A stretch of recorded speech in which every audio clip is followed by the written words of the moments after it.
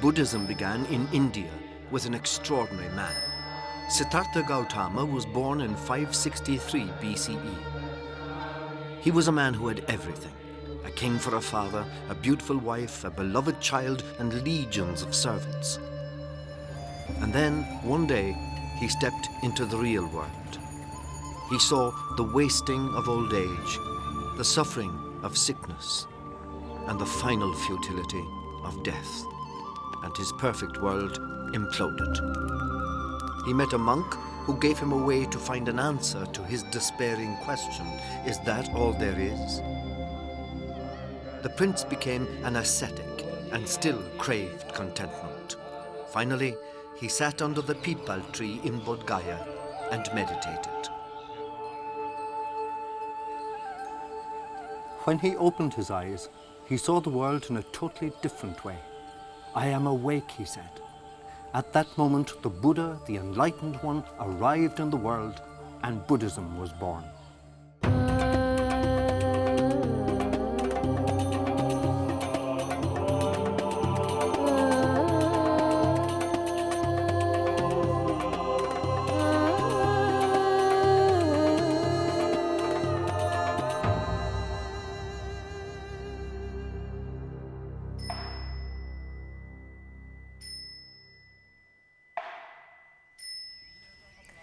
My journey in search of Buddhism through its art and architecture begins in Bodh Gaya. Like Jerusalem, it is a site sacred to three religions. Hindus, Jains, and Buddhists all make pilgrimage here. Bodh Gaya is Buddhism in miniature, a place where fact and legend intertwine.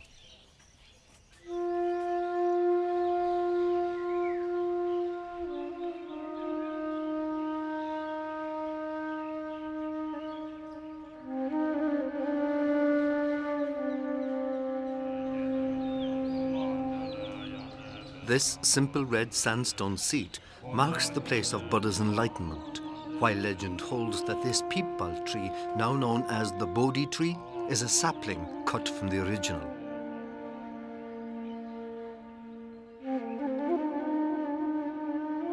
Nearby is the Shakarama. This is where Buddha walked, contemplating the temptations of the demon Mara.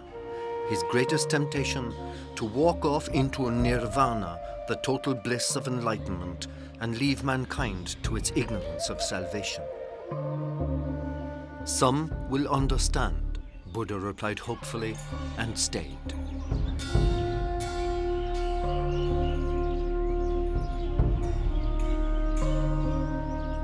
The door to understanding is the Torana, the gateway to the temple.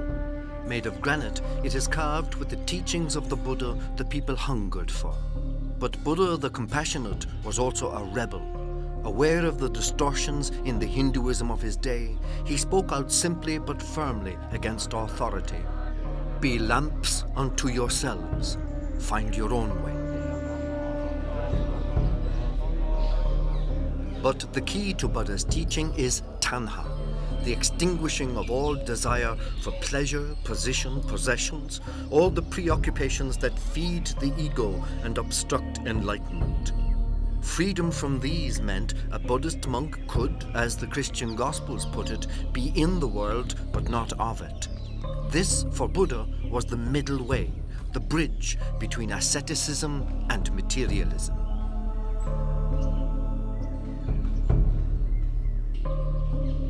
Above all, like the Jesus of Christianity, Buddha proclaimed a basic message of love.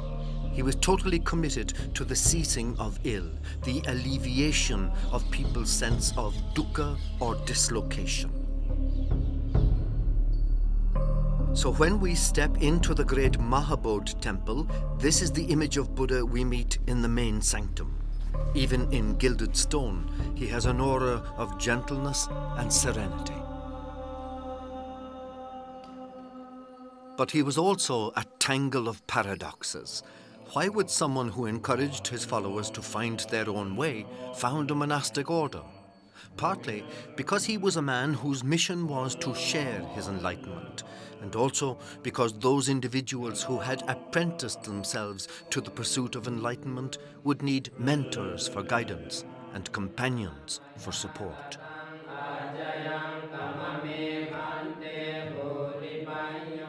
This was the golden age of Buddhism, when the teachings swept through India, when the simplicity and excitement of seeing the world in a different way, as the poet Hopkins put it, charged with the grandeur of God, brought a multitude of followers in search of the middle way along the eightfold path of right living. And then Buddha died. Ever the realist, his final teaching was, all compounds wear out. Work out your own way with diligence. Within 100 years of his death, Buddhism split in two. Basically, there were two groups: the monks, later labeled the Hinayana or little boat, and the rest, the Mahayana or big boat. The Hinayana, those individuals who wished to cross over to Nirvana in a boat they would build and row themselves. And the Mahayana, those who would seek out companions and wait for the ferry. In time, the monks would look on Buddha as a saint. The laity would look to Buddha as a savior. Buddha's death could be seen as the end of the Golden Age, but it brought about flowering in Buddhist art and architecture, and I am travelling back almost 2,000 years to find it.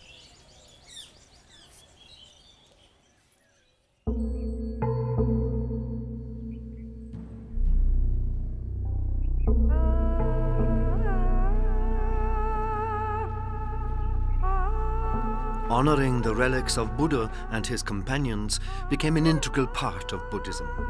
Between the 3rd and 7th century AD, Sanchi became a centre of Buddhist art and architecture.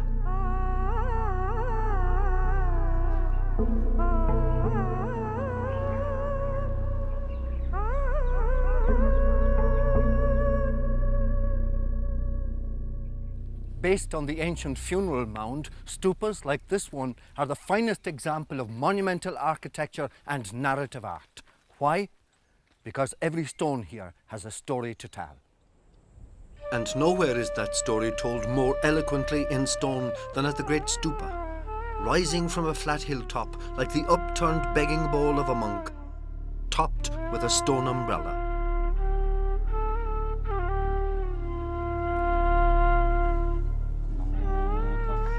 For centuries, pilgrims have made their way here from all parts of India and beyond, even after Buddhism's decline in the 14th century, when Sanchi fell to ruin.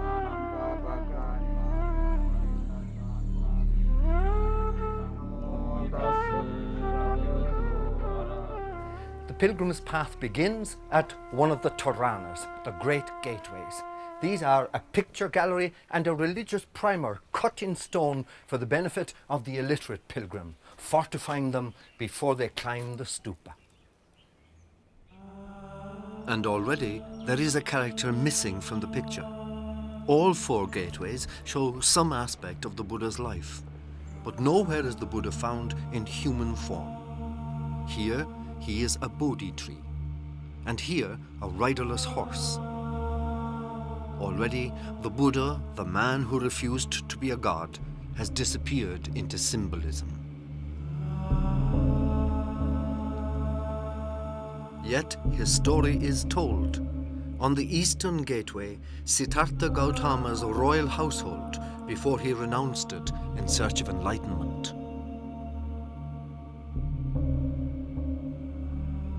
And on the north gateway, Sujata, the daughter of the village chief, offers kheer, rice pudding, to the Buddha after his temptations by Mara the demon.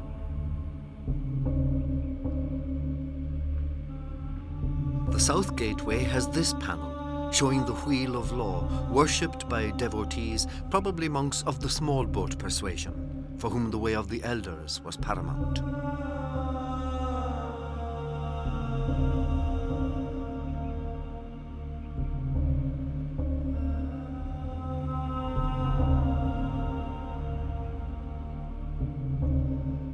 If the carver's art is everywhere in Sanchi, it is supported by the skill of the architect. Each of the 4 carved gateways is built with 2 square posts crowned with lions, elephants, and pot-bellied dwarfs. These in turn support 3 architraves with carved reliefs. They are of such fine quality that they are believed to be the work of wood and ivory carvers. The supporting brackets are in the form of maidens clutching tree branches, reminiscent of the apsaras in the Hindu temples. A pilgrim could be seduced by the art and architecture of these fabulous gateways, but they call him to mindfulness. It's time to move beyond the fanciful gates on the path to enlightenment.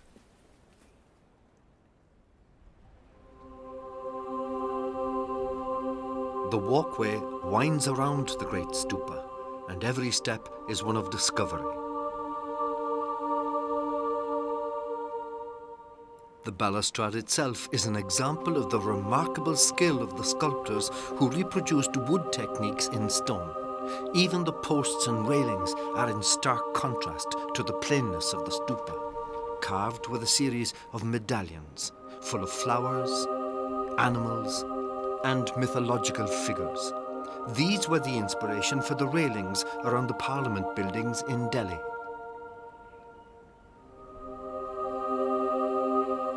In the east, the pilgrim must always walk clockwise in a temple or on a stupa.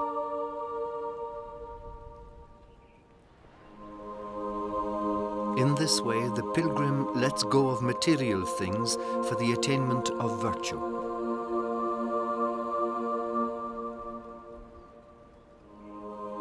He attains a reverence for all life, truth, and right living.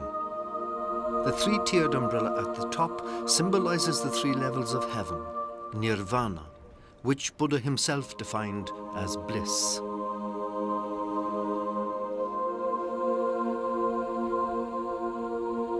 Buddhists of the 14th century, meditating on this spot, must have wondered if this great burial mound would also mark the final resting place of Buddhism. Hinduism and Islam were already gaining ground, but like these stupas at Sanchi, Buddhism survived. But could Buddhism, a child of Hinduism and India, find expression in art and architecture elsewhere?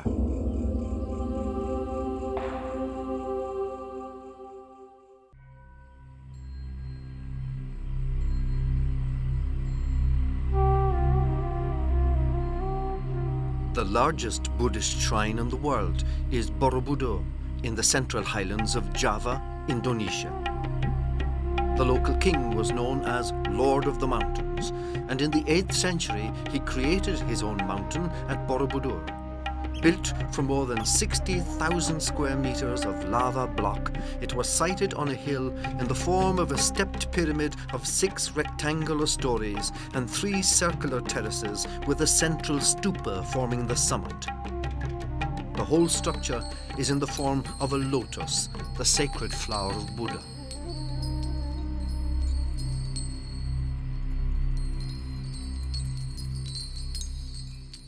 Originally, Borobudur was intended as a center of pilgrimage, a kind of Buddhist Mecca. At one stage, it was painted white and must have looked like a celestial city in the sky.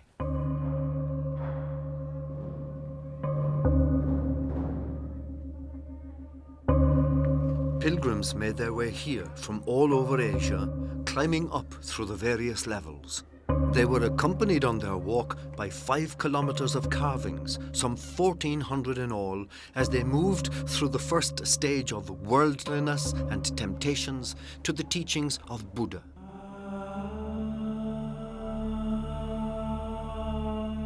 The panels also depict Javanese life as it was lived 1,000 years before.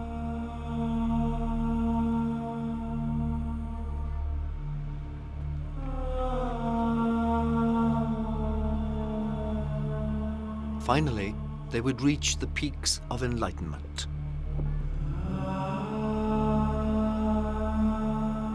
The summit is a circle, a world of formlessness beyond the heavens in which individual forms and identities dissolve.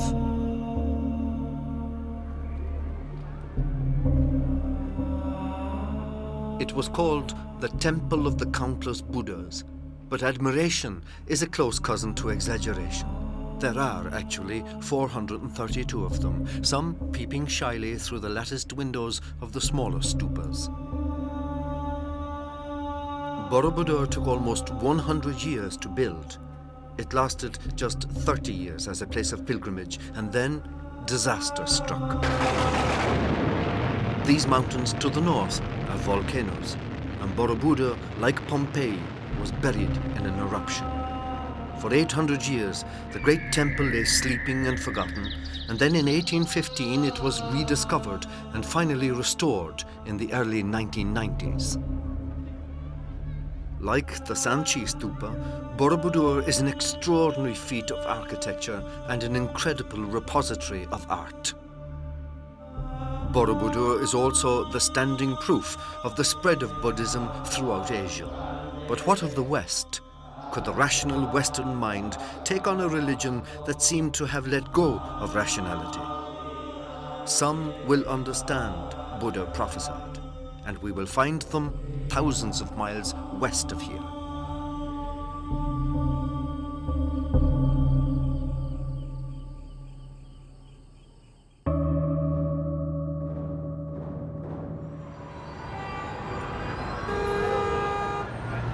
America has long been characterized as the land of opportunity, particularly the opportunity to make money. And New York is a city dedicated to making you spend it. Even the shrines dedicated to God seem dwarfed by those dedicated to Mammon. Surprisingly, the lotus flower of Buddhism has put down roots in this unlikely setting. Chuang Yen Monastery is in Carmel, upstate New York.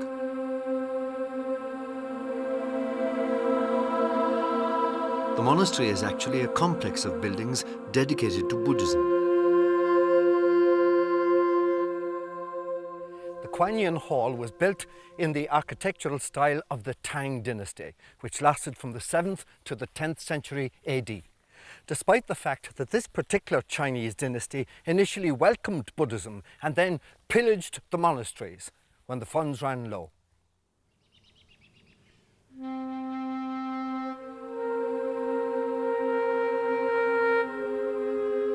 The Kuan Yin Hall was completed in 1985.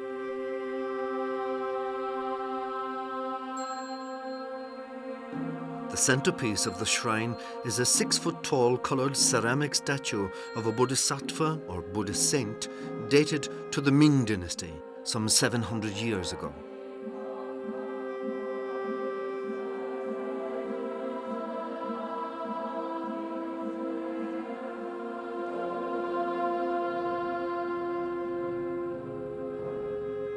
There is an architectural simplicity to the design of all the buildings. The pilgrims must leave their shoes at the door as a mark of respect for the sacred place within.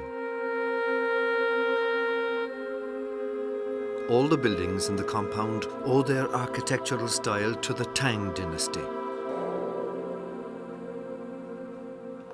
The Great Buddha Hall has a similar design. It's 26 meters high, contains 2,230 square meters of space and can fit 2,000 people. So how is it constructed? There are no internal pillars supporting the ceiling, as we might expect to find in a building of this style. This is possible by using a glue lamb structure made of layers of timber glued and compressed together. The result is a spacious, unobstructed interior that reflects the spirit of the Chuang Yen Monastery. The focal point is the largest Buddha statue in the Western Hemisphere, the Buddha Vairocana. 11.5 meters tall, it took 8 years to create, and the building had to be erected around it. Encircling the huge statue are 10,000 smaller Buddhas on a lotus terrace.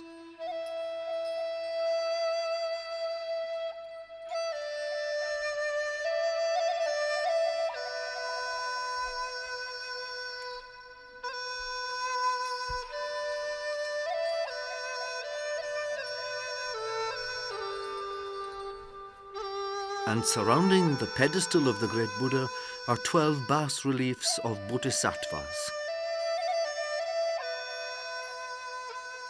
As a backdrop, a mural 32 meters long covers the wall of the lotus terrace. It shows scenes from the Pure Land or Western Paradise of Amitabha Buddha.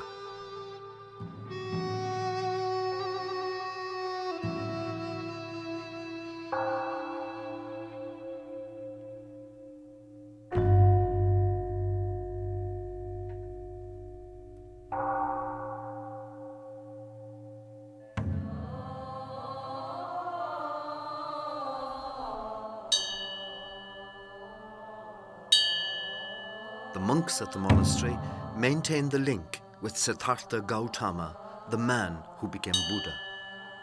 Their chanting purges them of preoccupation, freeing them from the distractions of the ego, allowing them to transcend the rational mind in the pursuit of enlightenment, an awareness of the cosmos within and without.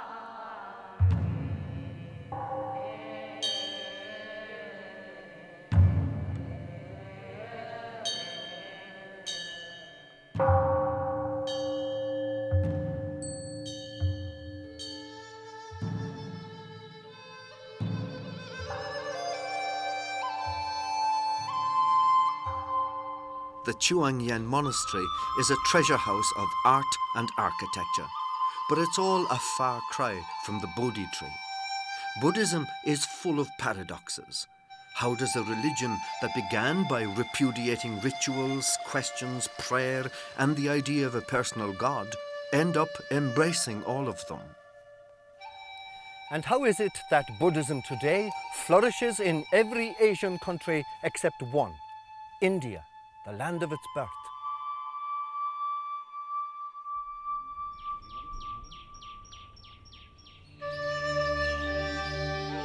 Was Buddhism overcome by Hinduism? No, rather accommodated by it to the point where bodhisattvas were equated with sadhus, nirvana with moksha, liberation, and even Buddha could be venerated alongside Shiva and Vishnu. But Buddhism also enriched Hinduism. It stressed kindness to all creatures, which became a feature in Hinduism. It championed the elimination of the caste system, a subject that still challenges Hinduism today. But what of the great question of human suffering that first challenged Buddha under the Bodhi tree? Buddhism's contribution is enshrined in the prayer of the Hindu poet Santi Deva. I desire of the Lord only the power to relieve the pain of others and make them happy. I suspect that Siddhartha Gautama, the Buddha, would have read that poem beneath the Bodhi tree and smiled.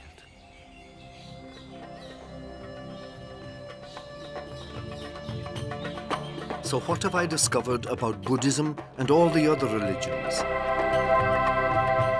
They unravelled the tangled question of the afterlife and wove the art and architecture from local materials to create the monuments that are truly heaven on earth.